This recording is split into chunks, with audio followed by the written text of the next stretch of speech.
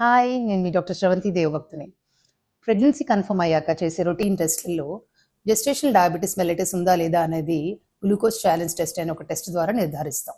ఆ టెస్ట్‌లో కనుక మీకు షుగర్స్ ఎక్కువగా ఉన్నాయి, మీరు డయాబెటిస్ అని గనుక కన్ఫర్మ్ అయితే దాన్ని ఎలా ట్రీట్ చేయాలో ఈరోజు తెలుసుకుందాం.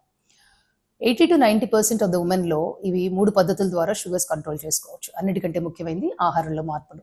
రెండోది వ్యాయామం అండ్ ఫిజికల్ యాక్టివిటీ. మూడోది స్ట్రెస్ మేనేజ్మెంట్. ఈ 3 పద్ధతులు కనుక మీరు స్ట్రిక్ట్‌గా ఫాలో అవ్వగలిగితే 90% మందిలో మందులు వాడకుండా షుగర్స్‌ని కంట్రోల్ చేసుకునే అవకాశం ఉంటుంది.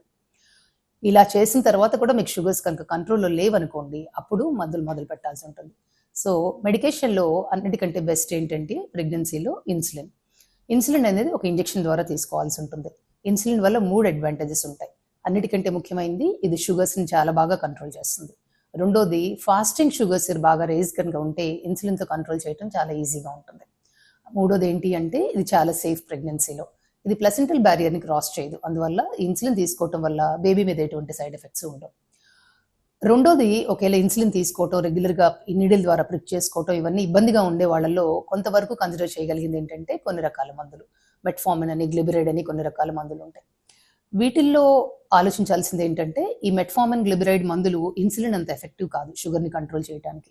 రెండోది ఫాస్టింగ్ షుగర్స్ వీటి వల్ల అంత బాగా కంట్రోల్ అవ్వవు. మూడో ముఖ్యమైన పాయింట్ ఏంటంటే ఈ ప్లసెంటల్ బ్యారియర్‌ని క్రాస్ చేస్తాయి. సో ఫీటస్ మీద కొంత ఎఫెక్ట్స్ ఉంటాయి మెట్ఫార్మిన్ వల్ల. అండ్ డోస్ లిమిటేషన్ కూడా ఉంటుంది. మెట్ఫార్మిన్‌ని మన ఇష్టమైనంత వరకు ఇన్సులిన్ లాగా డోసులు పెంచుకోవడం కుదరదు. సో కొంత డోస్ వరకు మాత్రమే బేబీలో ఇవ్వగలుగుతాం. ఎప్పుడు మనం మందులు వాడొచ్చు, ఎప్పుడు మనం ఇన్సులిన్ తీసుకోవాలి అనేది మీ షుగర్స్ బట్టి ఉంటుంది. మెజారిటీ ఆఫ్ షుగర్స్ కనుక ఎక్కువగా ఉంటున్నాయి, ఫాస్టింగ్ షుగర్స్ ఎస్పెషల్లీ ఎక్కువగా ఉంటున్నాయి అనుకుంటున్నప్పుడు ఇన్సులిన్ తీసుకోవటం మంచిది. లేదు మెజారిటీ ఆఫ్ షుగర్స్ నార్మల్‌గానే ఉంటున్నాయి, అప్పుడప్పుడు పోస్ట్ లంచ్, పోస్ట్ ఫుడ్ తీసుకున్న తర్వాత మాత్రమే స్పైక్స్ షుగర్స్ పెరుగుతున్నాయి అనుకుంటున్నప్పుడు మెట్ఫార్మిన్ తీసుకోవచ్చు. సో డైట్ అవ్వనివ్వండి, మెట్ఫార్మిన్ అవ్వనివ్వండి, ఇన్సులిన్ అవ్వనివ్వండి, మీరు ఇవి కనుక తీసుకుంటున్నప్పుడు మీ టార్గెట్స్ ఆఫ్ షుగర్స్ ఎలా ఉండాలి? ఫాస్టింగ్ షుగర్స్ ఎప్పుడు కూడా 90-95 మధ్యలో ఉండేట్టుగా చూసుకోండి. ఆహారం తిన్న తర్వాత మొదటి గంట తర్వాత 140 వరకు ఉండొచ్చు. 2 గంటల తర్వాత 120 వరకు ఉండొచ్చు. ఇలా కనుక మీరు మెయింటైన్ చేసుకున్నట్టయితే మీరు బేబీ అండ్ మీరు కూడా ప్రెగ్నెన్సీలో షుగర్ ఉన్నా కూడా సేఫ్‌గా ఉంటారు. అండ్ వాటి వల్ల ఎఫెక్ట్స్ ఏమి మీ మీద ఉండవు. రెప్పలా కాచిన నీకు కంటి నలుసు